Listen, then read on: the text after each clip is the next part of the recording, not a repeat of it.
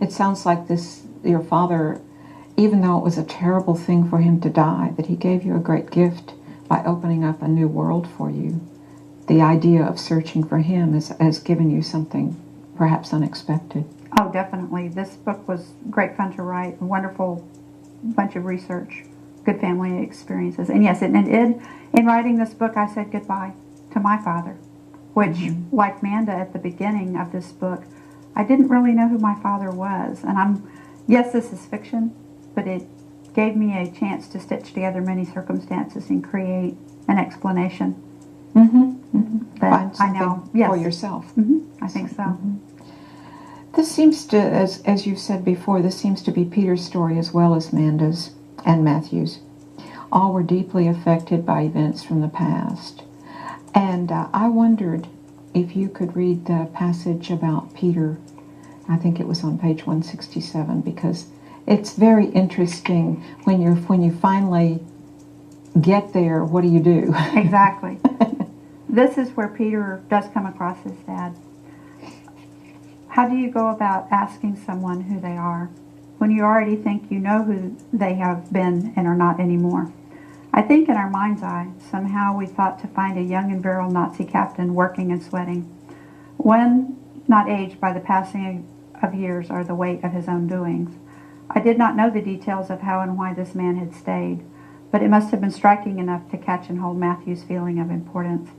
I did not think after all this searching that it would be hard to start a conversation, but it was. Peter stood motionless, hands in his pockets, the cheese forgotten on the counter, watching cars going by on the road out front. Cameron kept sorting fruit and glancing over at me. I watched the old man, trying to see in the wrinkles and sunburned tan the man from years before. I think I must have been hoping as much for Matthew in his face as for Peter's father. In these days, when suddenly I could no longer ask Matthew himself, I kept longing for some sense of connection in these places he had been. We were the last customers, and obviously no longer buying, yet also not leaving. Want me to continue? Yeah, a little bit more. At last he said, "Is there something else I can get you?" I took a deep breath and looked hard at Peter, thinking, this is the moment you came for. He had come half a world to see if his father lived, and now standing right in front of him, seeing him in the flesh, Peter did not have a word to say. He stared fixedly at the trees, the sandy ground, and coming night. Cameron quirked an eyebrow at me as if to say, he must do this. The quirk became a frown I studiedly did not see, for all my attention of choosing as carefully as I could. You cannot do this for him, Cameron was thinking in my direction. I almost turned to go, and then I stopped. I wanted the answer. Peter might not, after all, but I did. I had found more in the pages of my father's writing than I had ever known before, and I wanted to know what came next. Somehow I knew that the end of the journal wasn't really a blank page. So maybe the urging had to come from me. I wanted to know what this man might know about my father. I drew a breath and said, "I'm looking for someone. Maybe you can give me directions." Behind me, Cameron's glare took on a laser beam intensity I could feel hot on my shoulder blades. "I will if I am able." The old man waited. A car swerved in just then, and a quartet of plaid-shorted tourists noisily compared and chose. They paid and moved out to their car, talking and counting change as they went, one of them waving a map in the air. I had dug in my backpack while waiting and found the picture, the one of Matthew and the man Franz Becker, caught in the melee of Grand Central Station. I held it out and he took it casually. Then he did not move for a long moment. Cameron and Peter both stood, watching me as if they could not believe what I had just done. I think a younger photo might have been hard to match, but Jan had been 50 when that picture was taken, and age has a look all its own, settled and boned, as we have by then become who we were ever meant to be. "Where did you get this?" he asked me, and glared at me with the blue eyes Peter had, only deeper. "I came across it in some photos someone took long ago," I said. "I know who took it," he interrupted me. "What I want to know is how did you get it? Where is the man who did the shooting?" Peter moved then, finally. "I was given it by a man named Prang," he said. "I went to a battalion reunion in Germany for units in the war." In front of me the old man grew still, so that I did not even see him breathing. "How is it that you went to the reunion?" "I went to find my father's unit." "And this man, this Prang?"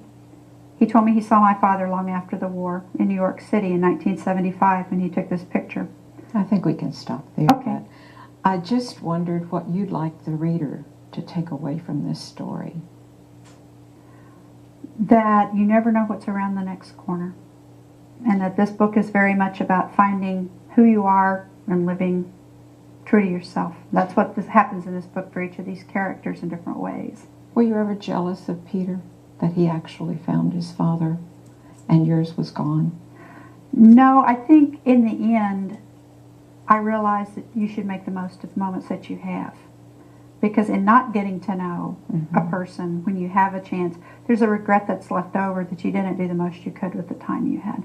Peter, on the other hand, isn't going to have really that much time with his dad. And it's colored by a year of being apart. So it's different regrets. Did you always know you wanted to be a writer? No, not always, but I do love to write. I have always loved to write. Writing this book, this is an awesome book for me. This book was a personal journey for me that other books may not replicate. And I've been asked to do more books about Manda and Cameron, so we'll see where that goes. I hope you People will. like her. Your style of writing communicates so well. Did that come easily to you, or did you have to work at it? No, it's pretty much, I sit It down. seems to flow. People that edit me tell me that pretty much what I have on my first draft is where we end up. So it's a pretty complete thought by the time I get it to paper. And you are working on anything else besides Manda, or what are you going to do with her? Manda, the next book is called Everything That Wasn't, Oh dear. about things that look to be one way and truly aren't, which in the settledness of some of her past kind of makes an interesting contrast of things she'll find. In the meantime, I have a racing mystery called Photo Finish that will probably be out next about horse racing. Horse racing. Horse racing. So you love horses I do, too? very much. Oh my goodness. Do you have a horse yourself? We have 3. My favorite is a thoroughbred mare named Hallelujah, whom we call Hallie for short, and she is much the horse that is in this book. We're very connected, and it's a big part of our lives. Where can viewers find the book? Amazon, Book People, Hastings Books, and chanterpress.com. Chanterpress.com, okay. That's all the time we have for now. Thank you so much, Cheryl, for being here.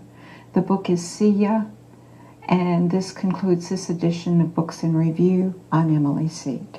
Thank you for having me. Thank you.